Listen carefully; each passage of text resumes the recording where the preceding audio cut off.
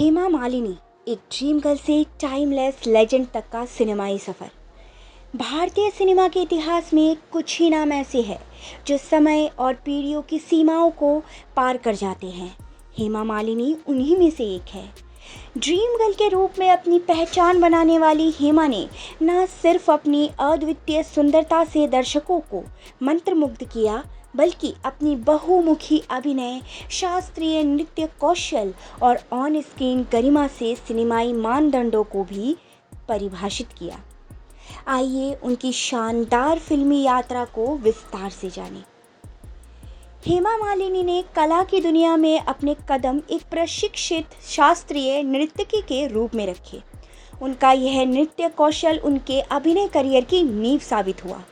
फिल्मी दुनिया में उनका पहला अनुभव 1965 में एक तमिल फिल्म पांडवा वनवशम में डांसर के रूप में हुई, लेकिन उनकी औपचारिक बॉलीवुड शुरुआत 1968 में हुई, जो उन्हें सोमेन राज कपूर के साथ फिल्म सपनों का सौदागर में लीड रोल में मिला। भले ही ये फिल्म बॉक्स ऑफिस पर कोई बड़ा कमाल न कर सकी, लेकिन इसने हिंदी सिनेमा को एक नया चमकता सितारा ड्रीम गर्ल के रूप में दिया। इसी शुरुआती चरण में हेमा ने अपनी अभिनय क्षमता को तराशा। उन्होंने बारिश, तुम हसीन मैं जवां और अभिनेत्री जैसी फिल्मों में काम किया। इन फिल्मों में उन्हें एक अभिनेत्री के रूप में स्थापित करने में मदद की, जहां उनकी सुंदरता और अभिनय की शुरुआती झलक देखने को मिली। इन फिल्मों ने दर्शकों के बीच उनकी पहचान बनाई और उन्हें भविष्य की एक बड़ी स्टार के रूप में चिन्हित किया। 1970 का दशक हेमा मालिनी के करियर का स्वर्ण युग था, जहां उन्होंने एक के बाद एक कई ब्लॉकबस्टर फिल्में दी और खुद को बॉलीवुड की शीर्ष अभिनेत्रियों में से एक के रूप में स्थापित किया। 1972 में रमेश सिप्पी द्वारा निर्देशित फिल्म सीता और गीता उनके करियर का एक महत्वपूर्ण मोड़ साबित हुई। इस फिल्म में उन्होंने दोहरी भूमिका निभाई, एक शर्मीली और सीधी सादी सीता और दूसरी बिंदास और निडर गीता। उनके इस शानदार प्रदर्शन ने उन्हें सर्वश्रेष्ठ अभिनेत्री का फिल्म फेयर पुरस्कार दिलाया और उन्हें डबल रोल क्वीन के रूप में पहचान मिली।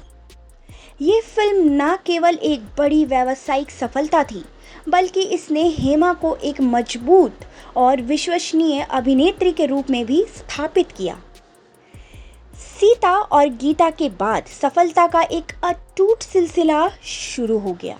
1975 में उन्होंने भारतीय सिनेमा के इतिहास की सबसे प्रतिष्ठित फिल्मों में से एक शोले में बसंती का यादगार किरदार निभाया। चुलबुली, निडर और जुझारू टांगे वाली बसंती का उनका चित्रण आज भी दर्शकों के दिल में अमर है। धर्मेंद्र के साथ उनकी केमिस्ट्री ने फिल्म को और भी ऊंचाई दी। इस दशक की उनकी अन्य उल्लेखनीय फिल्में शामिल है, जैसे कि जुगनू धर्मेंद्र के साथ एक और हिट, अमीर गरीब देवानंद के साथ उनकी जोड़ी को खूब पसंद किया गया, धर्मात्मा फिरोज खान द्वारा निर्देशित यह पहली बॉलीवुड फिल्म थी जिसकी शूटिंग अफगानिस्तान में हुई, प्रतिज्ञा धर्मेंद्र के साथ उनकी धमाकेदार एक्शन फिल्म, चरस धर्मेंद्र के साथ एक और सफल फिल्म, त्रिशूल यश चोपड़ा द्वारा निर्देशित इस मल्टी स्टारर फिल्म में उन्होंने अमिताभ बच्चन और शशि कपूर के साथ काम किया, मीरा एक चुनौतीपूर्ण भूमिका जिसमें उन्होंने प्रसिद्ध संत मीराबाई का किरदार निभाया, जो उनकी अभिनय रेंज को दर्शाता है। इस दौर में हेमा मालिनी ने धर्मेंद्र, अमिताभ बच्चन, राजेश खन्ना और संजीव कुमार जैसे उस दौर के सभी बड़े सुपरस्टार के साथ काम किया और दर्जनों सुपरहिट फिल्में दी, जिससे उनकी स्थिति एक निर्विवाद सुपरस्टार के रूप में मजबूत हुई। 1980 का दशक हेमा मालिनी के लिए एक समीकरणीय दौर रहा। इस दशक में उन्होंने केवल रोमांटिक नायिकाओं की भूमिका तक खुद को सीमित नहीं रखा, बल्कि अधिक परिपक्व और चुनौतीपूर्ण किरदारों को अपनाया। उन्होंने माँ, बहन और सामाजिक रूप से प्रासंगिक भूमिकाएं निभाई, जिससे उनकी अभिनय क्षमता की गहराई और भी खुलकर सामने आई। सत्ते पे सत्ता, अमिताभ बच्चन के साथ उनकी यह कॉमेडी एक्शन फिल्म आज भी क्लासिक मानी जाती है। राजपूत, धर्मेंद्र और राजेश खन्ना के साथ एक और मल्टी स्टारर फिल्म। अंधा कानून, अमिताभ बच्चन के साथ उनकी यह फिल्म काफ़ी सफल रही। एक चादर मैली सी, राजेंद्र सिंह वेदी के उपन्यास पर आधारित इस गंभीर सामाजिक ड्रामा में उन्होंने एक साहसी महिला रानी की भूमिका निभाई। इस फिल्म में उनके अभिनय करियर को सबसे सशक्त भूमिका में से एक मानी जाती है, जहां उन्होंने एक ऐसी विधवा का किरदार निभाया जिसे अपने देवर से शादी करनी पड़ी। रज़िया सुल्तान, कमाल अमरोह की भव्य ऐतिहासिक फिल्म जिसमें उन्होंने रज़िया सुल्तान की भूमिका निभाई। इस दशक में हेमा मालिनी ने अपने अभिनय यात्रा जारी रखी और फिल्म के अलावा अपने शास्त्रीय नृत्य कार्यक्रम और स्टेज परफॉर्मेंस के माध्यम से भी दर्शकों के साथ जुड़ी रही।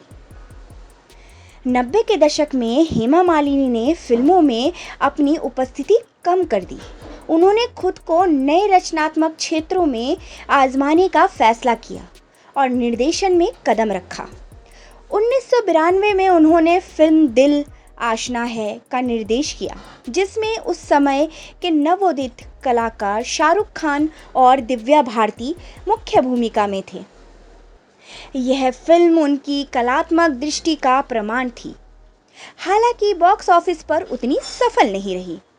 इस दशक में उन्होंने कुछ चुनिंदा फिल्मों में सहायक भूमिका निभाई, जिनमें 1995 की फिल्म मोहिनी और 2000 की कमल हसन निर्देशित फिल्म हेराम शामिल है। हेराम में उनका संक्षिप्त लेकिन प्रभावशाली किरदार था। 21वीं सदी की शुरुआती दौर में हेमा मालिनी ने फिल्म से कुछ हद तक दूरी बना ली और भारतीय राजनीति में सक्रिय रूप से प्रवेश किया। सेकेंड लॉकडाउन के बाद भारतीय जनता पार्टी यानी कि बीजेपी से जुड़ी और लोकसभा सांसद के रूप में मथुरा निर्वाचन क्षेत्र का प्रतिनिधित्व करती रही। हालांकि राजनीति में व्यस्त होने के बावजूद उन्होंने समय समय पर सिनेमा के प्रति अपने प्रेम को दर्शाते हुए कुछ फिल्मों में काम किया। उनकी कुछ प्रमुख लेटेस्ट फिल्में हैं बागवान, जो 2003 में आई। रवि चोपड़ा द्वारा निर्देशित इस भावनात्मक फैमिली ड्रामा में उन्होंने अमिताभ बच्चन के साथ वापसी की। एक बुजुर्ग जोड़े की कहानी जिसने अपने बच्चों की उपेक्षा का सामना किया।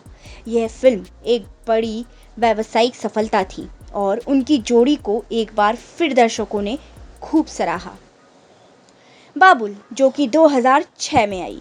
अमिताभ बच्चन और सलमान खान के साथ उन्होंने इस फिल्म में भी एक महत्वपूर्ण भूमिका निभाई।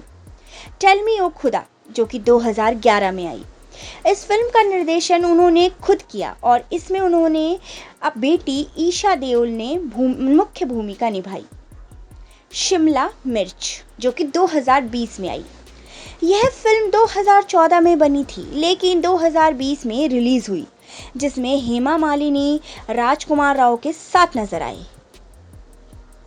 एक अभिनेत्री जिसने 6 दशकों से अधिक समय तक भारतीय सिनेमा में अपना योगदान दिया, 180 से ज़्यादा हिंदी फिल्मों का हिस्सा रही और एक प्रतिष्ठित पुरस्कारों से सम्मानित हुई।